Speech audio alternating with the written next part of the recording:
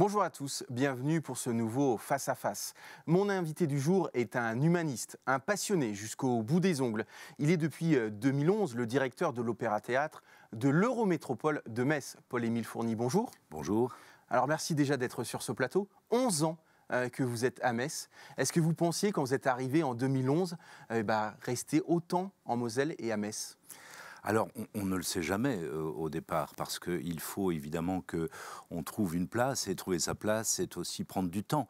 Mais on espère, en tous les cas, que le travail sera long, et c'est le cas, et je ne m'en plains pas, et je suis très très content d'être en Moselle et d'être à Metz. Est-ce que vous connaissiez Metz avant de venir en 2011 ? Alors, je vais être très honnête, non, pas bien du tout. Je suis d'origine belge, vous le savez, j'ai travaillé très longtemps dans le sud de la France. Et quand je remontais l'autoroute, je voyais toujours cette superbe cathédrale et je me suis dit, il faut s'arrêter, il faut aller voir quand même ce bâtiment. C'est quand même une autoroute qui traverse presque la ville ici. Et sauf que quand on a fait déjà 1000 bornes, on est pressé d'arriver. Et voilà, c'était un petit peu la seule vision que j'avais de Metz et j'étais très, très agréablement surpris quand j'ai découvert la ville. Apparemment, cette ville a été transformée. J'ai rencontré dans ma vie des tas de gens qui ont passé notamment des services militaires et ils ont gardé de bons souvenirs, mais cette ville, je pense, est vraiment devenue quelque chose de magnifique. Enfin, elle l'avait déjà dans son architecture, mais elle est très dynamique, c'est bien. En tout cas, depuis 2011, vous êtes forcément à rattraper. On va apprendre à vous découvrir, ou pour certains, vous redécouvrir. C'est l'heure du parcours. Alors, Paul-Émile Fourny, vous avez 60 ans, bientôt 61, oui. Le 14 mai prochain. Vous avez 4 enfants, 2 garçons, Dorian et Julien, 2 filles, Laura et Pauline. Vous êtes belge, vous l'avez dit, puisque vous êtes né exactement à Liège. Vous avez entamé des études en art dramatique au Conservatoire Royal de Liège. Vous devenez ensuite régisseur dans l'équipe de la Monnaie à Bruxelles. Vous quittez votre pays en 1989 pour la France. Vous travaillez à l'Opéra d'Avignon, puis pour les chorégies d'Orange. Entre 2001 et 2009, vous prenez la tête de la direction générale et artistique de l'Opéra de Nice. Et depuis avril 2011, donc, vous êtes directeur artistique de l'Opéra-Théâtre de Métropole, devenu l'Eurométropole de Metz depuis pas très longtemps. Vous avez également exercé comme metteur en scène un peu partout dans le monde, il faut le dire. Alors je vais donner quelques lieux pour situer le Teatro Colón de Buenos Aires, avec presque l'accent, le Teatro Argentino de La Plata, l'Opéra de Tel Aviv, l'Opéra Royal de Wallonie, ainsi que pour de nombreux théâtres italiens. C'est comme un beau CV. Oui. Est-ce que vous en êtes fier ?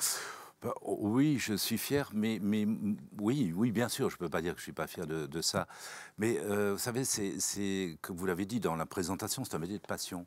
Et quand on est passionné, on travaille beaucoup, donc pour assouvir ces passions-là. Et la programmation, la mise en scène, c'est vraiment des choses qui sont le moteur de ma vie. Et j'ai eu, c'est vrai, beaucoup de chance de pouvoir beaucoup voyager et emmener le savoir-faire dans d'autres endroits. Quand avez-vous su que vous alliez travailler dans le monde artistique ? Est-ce que c'est quand vous avez été voir la balade du Grand Macabre de Michel de Gelderode à l'âge de 13 ans ? C'est ça, exactement, vous êtes bien renseigné. Oui, c'était au Théâtre de la Place à Liège. C'était le début de mon intérêt. J'étais préado, comme on disait à l'époque, et j'avais déjà beaucoup d'intérêt pour le théâtre.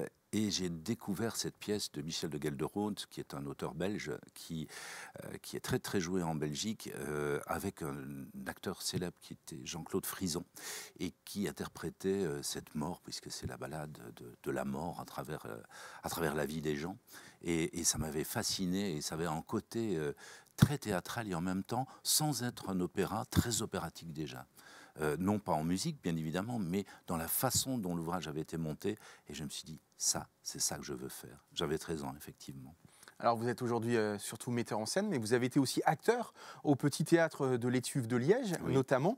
Est-ce que finalement, vous ne préférez pas l'ombre à la lumière ?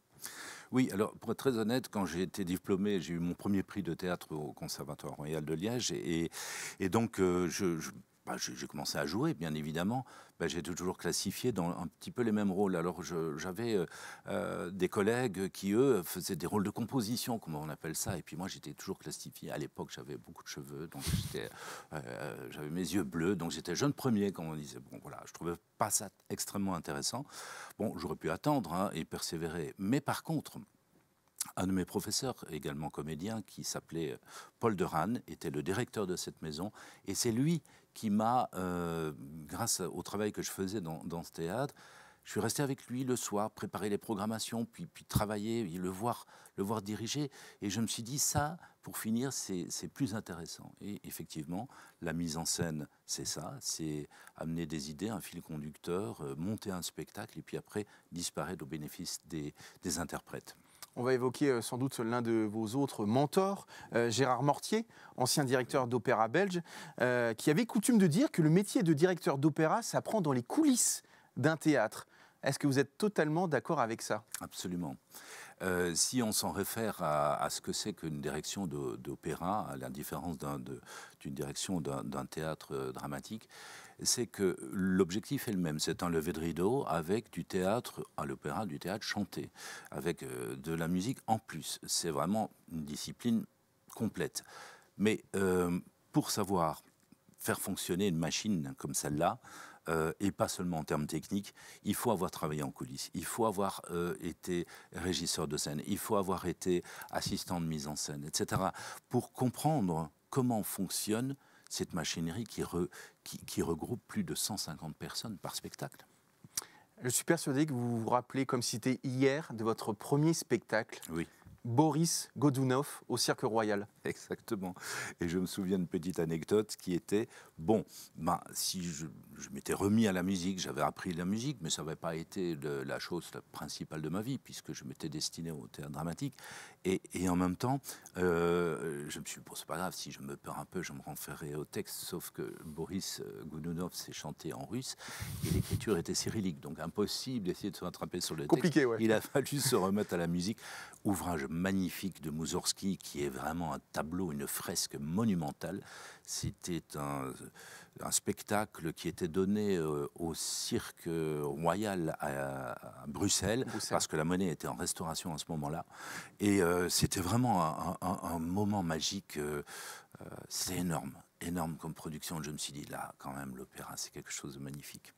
Pourquoi finalement avoir quitté la Belgique pour la France? C'est une question d'opportunité? C'est une question d'opportunité. Et puis je pense que, vous savez, moi je viens d'un pays qui n'est pas très très grand. Nous avons 3 opéras en Belgique. L'Opéra national de Bruxelles, bien sûr, puis l'Opéra de Vlaams Opéra qui est à Gand et à Anvers, et puis l'Opéra Royal de Wallonie. Il y a 3 scènes. C'est pas énorme. Vous savez, la Belgique, c'est la moitié du territoire du Grand Est, donc en kilomètres carrés. Donc on a vite fait le tour.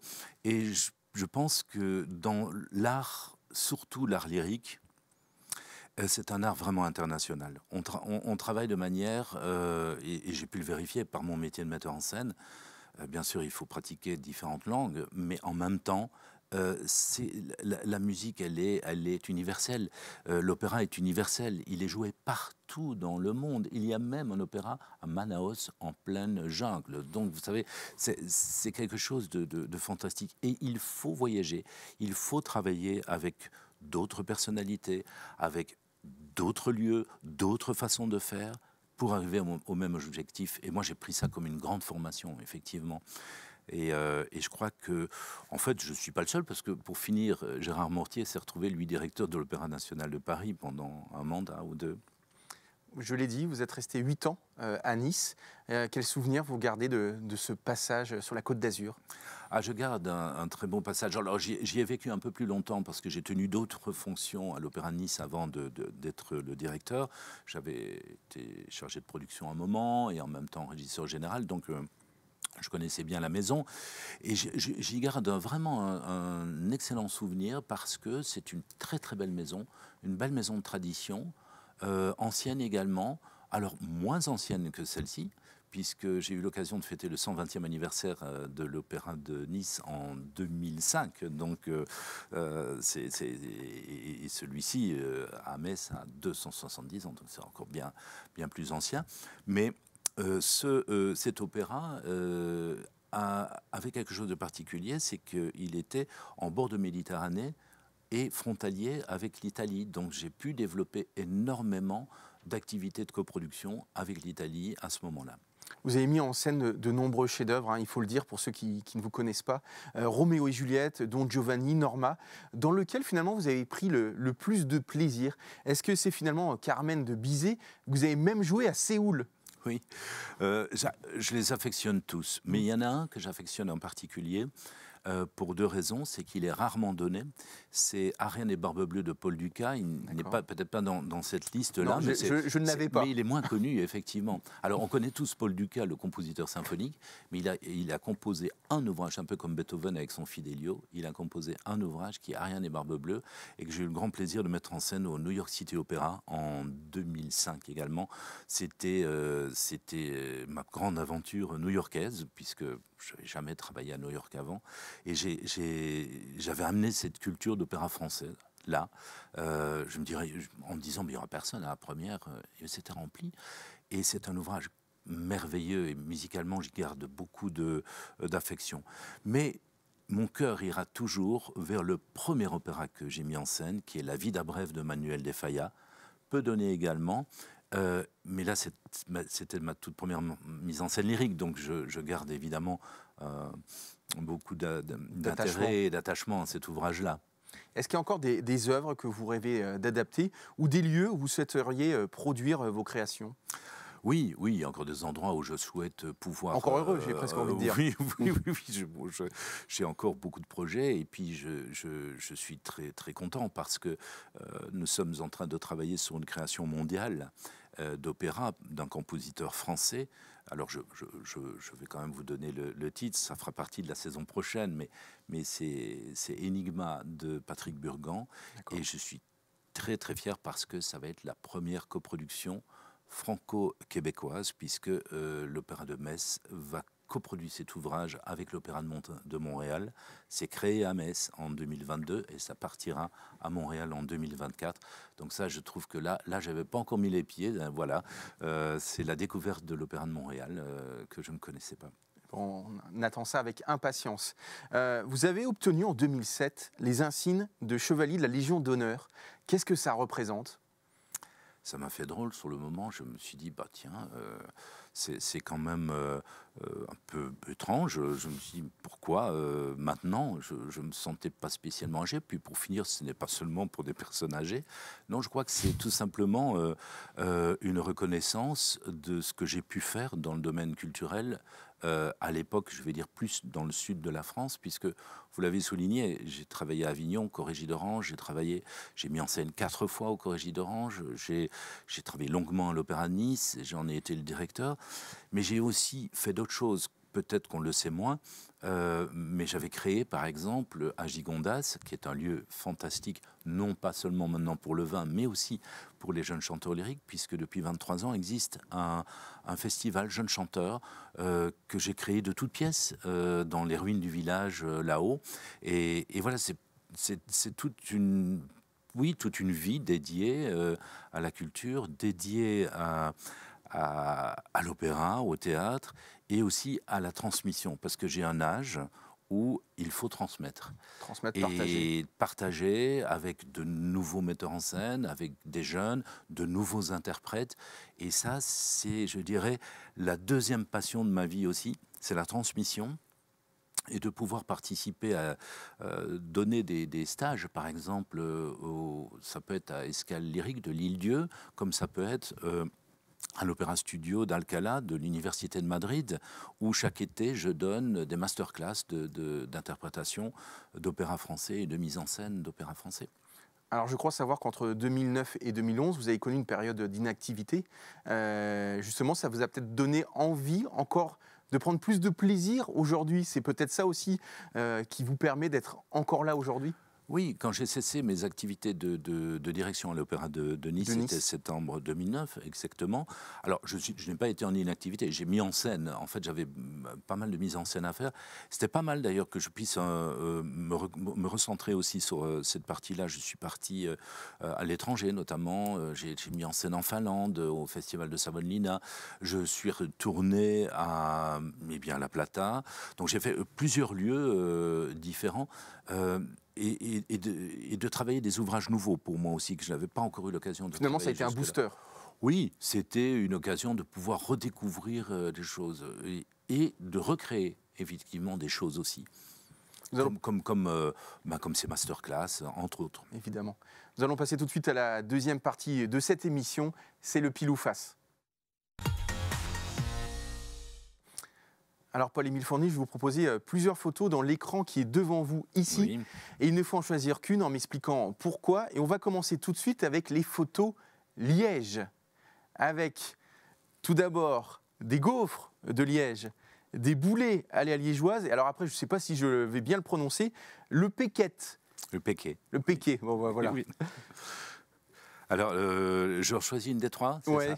Ah ben, je vais prendre le boulet à la liégeoise. Pourquoi? Oui, je salive déjà. Pourquoi? Parce que j'avais une grand-mère qui les faisait admirablement. C'est une préparation qui peut paraître très très simple, mais en fait, ça ne l'est pas. C'est vraiment... alors, on l'appelle boulet parce qu'il a une forme de boule de pétanque, presque. Mais c'est un haché porc et veau, ou porc et bœuf, ou veau et bœuf, si on veut. Mais il y a toute une cuisson et c'est toute une préparation qui est succulente, avec une sauce qui se termine par le sirop de Liège et des petits raisins de Corinthe. Alors là, c'est le sommet à déguster, bien évidemment, avec des frites. Ça, alors là, vous donnez envie à tous nos téléspectateurs. Je suis gourmand. Tout ça pour dire également, est-ce que vous rentrez souvent à Liège? Est-ce que ça reste quand même une sorte de refuge pour vous, dès que vous en avez l'occasion? Ah non, mais moi, je me sens bien partout. Moi, mon refuge, c'est Metz. Pour le moment, j'ai vraiment... je n'ai pas de besoin. Mais je rentre en Belgique, oui. D'ailleurs, mon épouse travaille en Belgique. Et les week-ends où je suis disponible, je rentre pas très loin, d'ailleurs. Ça fait même pas 2 heures de voiture. Donc, je ne vais pas jusque Liège. Je vais plus à la frontière du côté de Givet. Mais Liège, j'y vais parce que j'ai encore ma maman, oui. Et quand je peux, je vais la voir. Et puis il y a votre fils Dorian qui marche, si on peut le dire même, sur vos traces. Oui, c'est ça. Et lui, il habite pas Liège, il habite Gembloux exactement. C'est entre Liège et Bruxelles, voilà, dirons-nous. Et je le vois aussi. Oui, ma famille est en Belgique. Mais vous savez, quand je suis arrivé à Metz, moi, il y a une chose qui m'a fasciné. C'est que j'avais l'impression de retrouver un peu de belgitude dans ce Metz, quelque part. Parce que, d'abord, il y a une communauté belge incroyable. Hein. Il y a même une association, l'association royale des Belges de Moselle. Ils sont nombreux. D'accord. Oui, ça existe. Et en même temps, il y a une chose qui m'avait fasciné. Alors, vous savez, le Sud, j'y ai gardé de très bons amis. Mais le Sud, c'est plus dur pour pouvoir communiquer avec les personnes ici. La première chose, quand vous arrivez quelque part, sur une terrasse ou dans un magasin, on vous dit bonjour. Alors là, quand même, ça m'a rappelé un peu ma Belgique, donc je ne me sens pas très loin. Vous vous sentez bien à Metz, on l'a bien compris. On va passer tout de suite aux deuxièmes photos, les photos opéra, avec des opéras que vous devez connaître par cœur, l'Opéra Garnier, l'Opéra de Lyon, l'Opéra de Vichy, et même le théâtre du Capitole de Toulouse, tout en bas à droite. Est-ce que vous avez un opéra, entre guillemets, fétiche? Quel est le plus beau pour vous en France? En France, je dirais, allez, soyons chauvins, je vais dire celui de Metz. Non, on a des images grâce à Tim Gérard et Jean-François Ambroise. Moi, je l'aime beaucoup, ce théâtre-là, parce qu'il a vraiment une histoire. C'est incroyable. 270 ans d'existence. C'est le plus ancien en activité en France. Voilà, et on peut même dire que pendant le Covid, on a continué à produire des spectacles et à les préparer. Donc, vraiment, il y a un rapport scène-salle qui est vraiment exceptionnel. Tous les artistes qui passent le disent, et ça, c'est quelque part... là, je le porte bien dans mon cœur. Pourtant, l'Opéra Nice est un très beau théâtre à l'italienne, Mais celui-là a quand même ma préférence. Après, Vous devez le connaître par cœur, cet opéra-théâtre. Oh, il y a bien un ou deux coins que je ne connais pas encore. Mais les autres, je dirais, ce qui est intéressant à l'Opéra de Lyon, c'est sa modernité. En fait, il reste que 4 murs.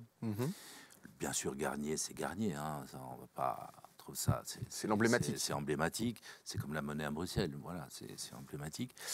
Et puis, les deux autres, je suis moins fan de celui de Toulouse, mais par contre, on y fait d'excellents spectacles. C'est une très, très grande maison qui vient d'être qualifiée nationale, d'ailleurs.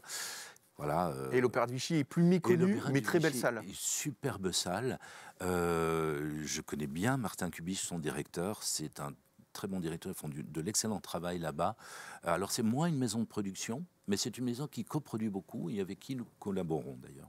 On passe aux troisième et dernière photos, les photos comédiens de monstres sacrés de la comédie, avec d'un côté Richard Bohringer et malheureusement le regretté Michel Bouquet. J'ai pas de préférence pour les deux, je les adore tous les deux. Mais c'était surtout pour vous demander, est-ce que vous avez ressenti un petit quelque chose quand vous avez appris le décès de Michel Bouquet? Oui, bien sûr, parce que là, vous l'avez dit, je vais avoir 61 ans. Donc, vous êtes très jeune.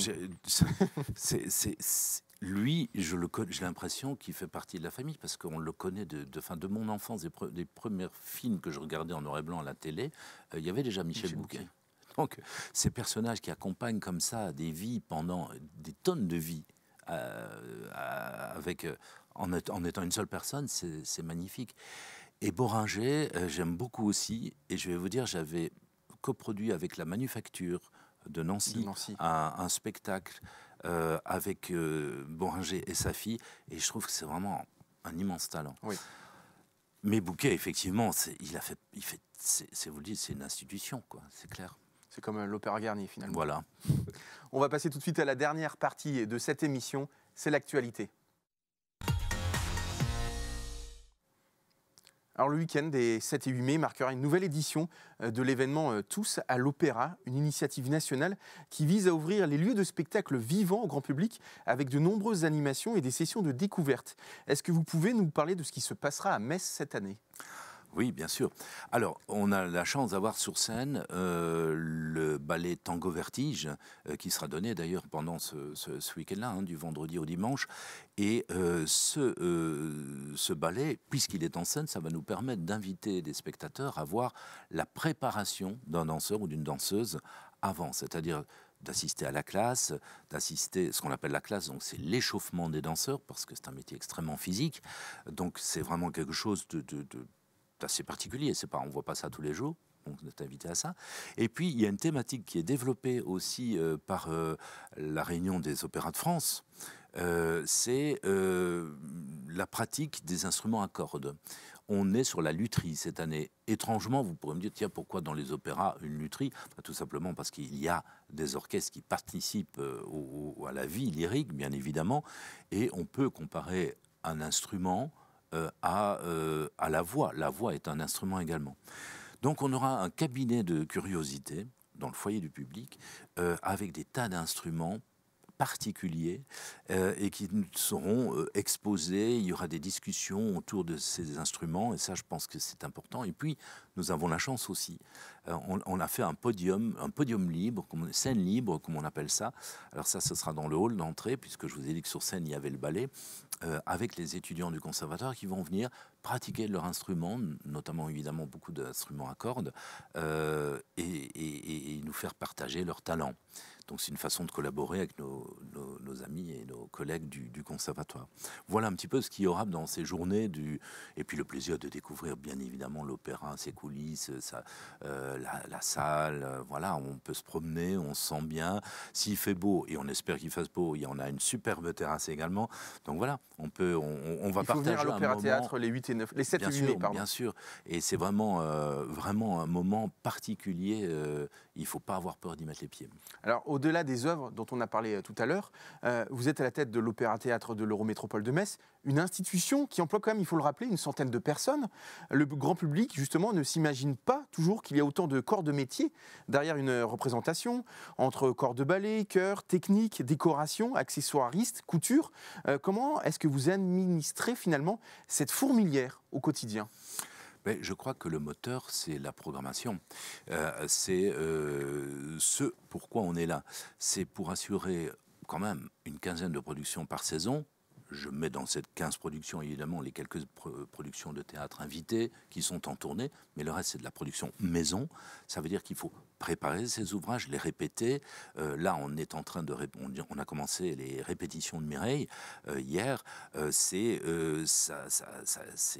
plus de 100 personnes qui vont travailler sur cette fin de un saison. Énorme ouvrage. L'Opéra-Théâtre a un accent provençal avec Mireille. Oui. On aura même des cigales. C'est vraiment une très très grosse production. Et il faut le répéter, il faut le travailler, donc il faut se motiver pour ça. Mais vous savez, une administration aussi se motive, parce que à partir du moment où l'administration sait pourquoi elle existe, c'est-à-dire faire des spectacles et lever des rideaux, eh bien, elle assure les contrats, les payes, etc. Les techniciens assurent la partie technique, les ateliers de construction aussi, les décors, les costumes. C'est une fourmilière, mais c'est le moteur de cette fourmilière, c'est la programmation, c'est pourquoi nous sommes là, c'est de faire du spectacle vivant. Et ça, c'est important de le souligner, surtout dans cette période où nous avons quand même pas facile de se relever de ce qui nous est arrivé pendant 2 ans. Bien sûr. Mais je crois que l'objectif, c'est le lever de rideau. Et si possible, le plus beau lever de rideau possible. Alors, il me reste 2 questions très rapidement, parce que je sais qu'on est quasiment dans le timing imparti. On sait que vous considérez Hugo Becker un petit peu comme votre 3e fils. Est-ce qu'on le retrouvera la saison prochaine ? Je sais que vous adorez travailler avec lui. On se rappelle tous de L'Ange tueur de Roberto Zucco. Oui, bien sûr. Avec Hugo, ça a été une découverte il y a plusieurs années. On a monté ensemble De Coltès et Amadeus également avec Thierry Frémont. Et bien sûr, on va le retrouver. Vous me flattez en disant que je considère que c'est mon 3e fils. Je crois que vous l'aviez dit dans une interview. Il a des parents. Oui, on en avait parlé effectivement. Mais oui, effectivement, c'est vraiment un plaisir de travailler au théâtre avec lui et de pouvoir proposer un nouveau challenge, et ce sera pour la saison prochaine, effectivement. Justement, en parlant de saison, dans quelle mesure la personnalité du directeur que vous êtes se traduit-elle dans une saison ? Dans le fil rouge conducteur de cette saison. Vous savez, en 18-19, j'avais déjà fait une saison qui était consacrée aux violences faites aux femmes. Violences dans tous les sens du terme. Ça va de la violence verbale à la violence physique. Et tous les ouvrages avaient été travaillés dans ce sens. D'ailleurs, on n'a pas arrêté après. On a continué à défendre ces causes-là. Là, on a eu... la thématique de cette saison a été un peu bousculée, vous vous en doutez, avec les reports, etc. Donc, on avait un peu perdu le fil. Mais on va le retrouver la saison prochaine, puisqu'on va partir dans le domaine de la Lune en général. Très bien. En tout cas, tout un programme. J'avais encore plein de questions à vous poser, notamment la fermeture en juin 2024 pour 2 ans. 2025. 2025, ben voilà. Vous reviendrez à ce moment-là, Paul-Émile Fourny. C'est un vrai plaisir de vous avoir reçu sur ce plateau. Merci. Merci de nous avoir suivis. Nous, on se retrouve la semaine prochaine pour un nouveau Face à Face. Bonne soirée à tous.